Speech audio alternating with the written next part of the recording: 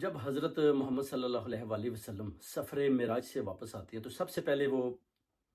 ابو جہل کو بتاتے ہیں کہ میں مکہ مدینہ سے فلسطین کی جو یروشلم ہے ادھر بیت المقدس میں گیا، ادھر سے میں نے پھر 7 آسمانوں کی سیر کی۔ یعنی ابھی تک انہوں نے صحابہ کو نہیں بتایا تھا۔ پہلا جو شخص تھا وہ ابو جہل تھا، ان کو پتا تھا کہ اس کو بتاؤں گا تو یہ پورے اہل مکہ کو بتا دے گا۔ اس کے بعد اس کے جو کویشچن تھے وہ مسجد اقصیٰ کے ونڈو کتنی ہے، ڈور کتنی ہے، یعنی اس طرح کے سٹوپڈ قسم کے وہ سوالات آپ کے سامنے کر رہا تھا، مگر اللہ تعالیٰ کی ذات نے کچھ ایسے منظر آپ کے سامنے پیش کر دیے کہ یہ جو بھی کویشچن کرتا تھا آپ اس کا جواب دیتے جا رہے تھے۔ اس کا ایک کویشچن تھا کہ حضرت یوسف جب مصر میں چلے جاتے ہیں تو آپ یہ بتائیں کہ جو اہل اپنا بنی اسرائیل والے ہیں انہوں نے کب اور کیسے اور کیوں یروشلم چھوڑا۔ اس پر جو ہے نا حضرت محمد صلی اللہ علیہ وآلہ وسلم کو اللہ تعالیٰ کی ذات نے سورہ یوسف جو ہے نا وہ اتاری اور بتایا کہ آپ اس سے پہلے اس چیز سے بے خبر تھے، اور آپ نے وہ ساری پڑھ کر بتائی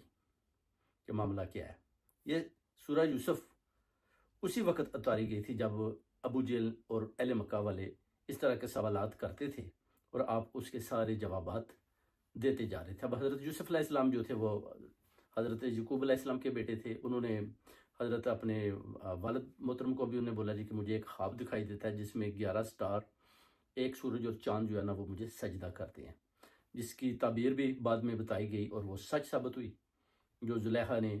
اور سب نے مل کر بعد میں ان کو قید میں ڈلوایا، مگر وہ بڑے اچھے طریقے کے ساتھ جو ہے نا ادھر سے ان کو انصاف بھی ملا، دیر سے ملا مگر وہ بری ہو کر باہر آئے۔ اس طرح آپ دیکھ سکتے ہیں کہ جتنے بھی اپنا انبیاء ہیں وہ غلطی سے پاک ہوتے ہیں۔ جیسے اللہ تعالیٰ کی ذات غلطی نہیں کر سکتی، انبیاء بھی غلطی کبھی نہیں کر سکتے۔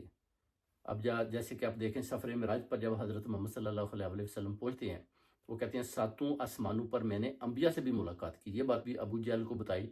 جو ابو جہل جو ہے نا بڑا پریشان رہتا تھا کہ یہ کیا بات بتا رہے ہیں۔ وہ اہل مکہ کو ایسی باتیں بتاتے تھے کہ شاید کہ کہیں سے کہیں ہم حضرت محمد صلی اللہ علیہ وآلہ وسلم کو اس طرح کے مشکل سوالات کریں کہ وہ شاید ہمارے آگے پھنس جائیں۔ یہ ان کی ہم خیالی تھی، مگر ان کو نہیں پتا تھا کہ آپ اللہ کے ایک اتنے بڑے رسول ہیں کہ آپ کوئی بھی کویشچن کریں گے تو آپ کسی صورت بھی ان کا مقابلہ